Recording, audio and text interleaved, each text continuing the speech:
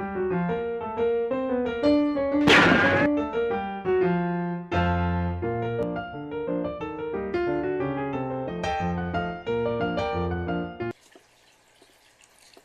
friends, FirearmPop here, and today I have another in my installment of Armed Citizen Stories. And so, without further ado, we're going to get right to it. Duluth, Georgia woman shoots and kills a home intruder. This is an interesting story. Duluth, Georgia. Gwinnett County Police say a woman shot and killed an intruder who confronted her in her own home as she got out of the shower Wednesday morning. Police say it happened at a home at East Mount Tabor Circle in unincorporated Duluth around 6:30 a.m. They say the 53-year-old homeowner got out of the shower to discover a man in her bathroom who was armed with a kitchen knife. I can't believe, I gotta believe that's probably one of the only places I'm not prepared to defend myself. Police believe he was trying to sexually assault the woman. Police say a struggle then ensued, and the woman was hurt when the man pushed her back into the shower. Investigators say the woman started hitting him with the shower curtain rod and then told the man not to hurt her and that she had money in the next room. According to police, the suspect then forced her into the bedroom where police believe he planned to sexually assault her. That's when they say she pulled out a gun and shot the man several times. They say he stumbled out of the house and collapsed in the yard.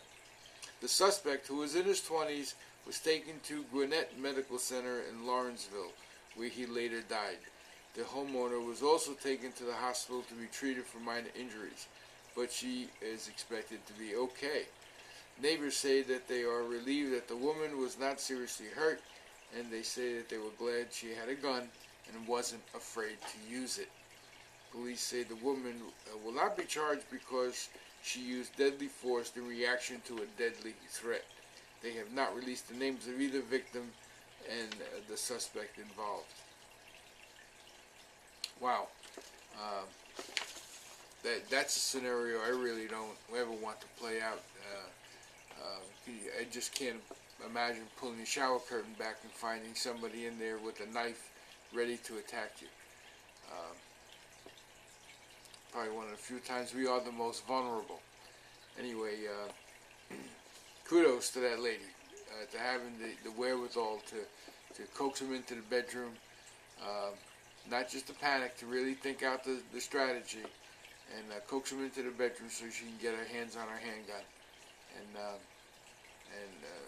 kudos to being prepared to defend yourself. And in my opinion, he got exactly what he deserved.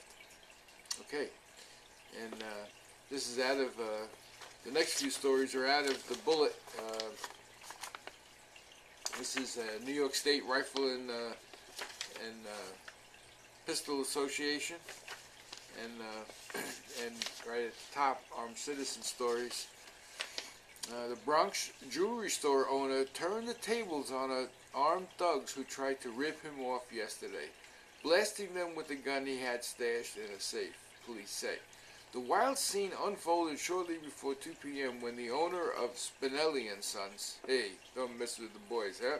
Spinelli & Sons on Arthur Avenue buzzed in a man and a woman. One of the would-be robbers whipped out a gun and ordered the owner, Anthony Spinelli, 49, to take money out of the safe, police sources said. Instead, Spinelli grabbed his licensed handgun and began firing at the suspects, according to the sources. The couple fled, but Spinelli continued firing after them, hitting a third suspect who was standing by the getaway vehicle, a Cadillac Escalade. The sources said the man was struck in the left leg and taken to St. Barnabas Hospital in stable condition. Charges were pending last night as the man and woman continued running on Arthur Avenue toward Crescent Avenue. 2 other merchants joined in the chase, and they said, "This is our neighborhood and we protect our neighborhood," one told the Post. "Our guard was off because there should have been 3 dead people on the street." The male suspect dropped a bag containing the jewelry during the fracas and his female companion ran back to retrieve the stolen goods, witnesses say. That's when they started struggling for it, said one witness. All the watches started spilling into the street. Those two suspects are still on the loose. Yeah, they should have all been dead on the street. A Syracuse man shot while trying to rob an owner of a store in September admitted to guilt in court today. Rayshawn Johnson, 29, pleaded guilty before the state Supreme Court Justice John Brunetti to felony charges of attempted first-degree robbery, attempted second-degree criminal possession of a weapon, and third-degree criminal possession of a weapon. Johnson admitted being armed with a knife when he tried to rob an employee of the Los Amigos convenience store at 204 Brighton Avenue on September 27th. Here we go, convenience store. Now, in response to one of my other armed citizen stories, a viewer wrote that it just makes good sense that before you go into a convenience store or a liquor store, to do a walk-by. Walk by the window, look in, make sure everything is normal before you enter that facility. That really makes good sense, and I've been trying to remember to do that. I don't go to convenience stores often, but now I'm very conscious of the fact that they are felony magnets, they are a high crime area, and I should treat it as such. And so, good habit to get into before you enter a liquor store or convenience store. Do a walk-by.